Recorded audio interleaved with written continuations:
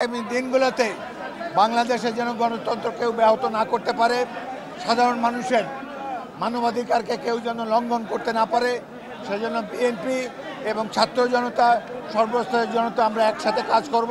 দেশ থেকে স্বৈরাচার পালিয়েছে, বিএনপির নেতাকর্মীরা এক বিক্ষোভ মিছিল করতেছে এবং সেখানে গণ আন্দোলন করে মানুষকে জানান দিচ্ছে এবং প্রার্থনার মধ্যে দোয়া করতেছে যাতে এই স্বৈরাচার বাংলাদেশে আর ফেরত না আসে।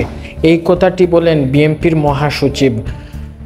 জানা গেছে তারা আরও দোয়া করেন যাতে এবং শহীদদের আত্মার মাগফিরাত করেন যারা এদেশকে স্বাধীন করার জন্য নিজের জীবনটাকে বিলিয়ে দিয়েছিল।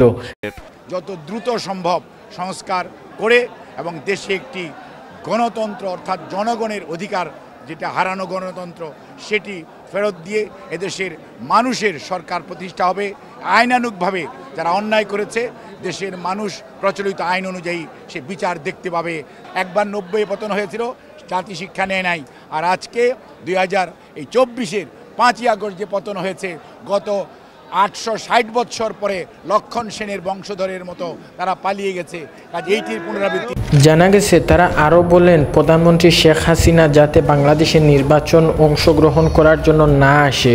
যদি সে বাংলাদেশের নির্বাচনের জন্য অংশগ্রহণ করতে আসে তাহলে তাকে সরাসরি থানায় পাঠানো হবে এবং আদালতে তুলে সে বাংলাদেশের কত টাকা নিয়েছিল এবং কত কিছু ঋণ করেছিল সব কিছু তাকে জানান দিতে হবে।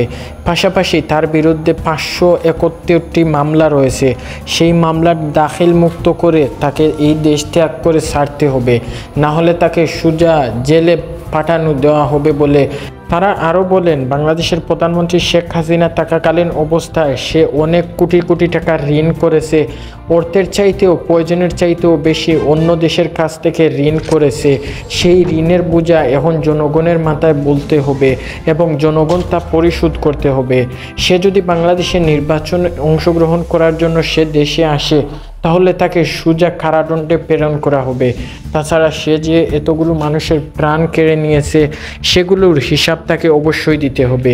তারা আরও জানান এই সরকার আমরা চাই না, আমরা চাই ভালো একজন মানুষ দেশে আসুক যে কিনা জনগণের সুখ দুঃখ সব কিছুতেই পাশে থাকবে, না হলে দেশটা তো একেবারে রসুলতোলা হয়ে যাবে।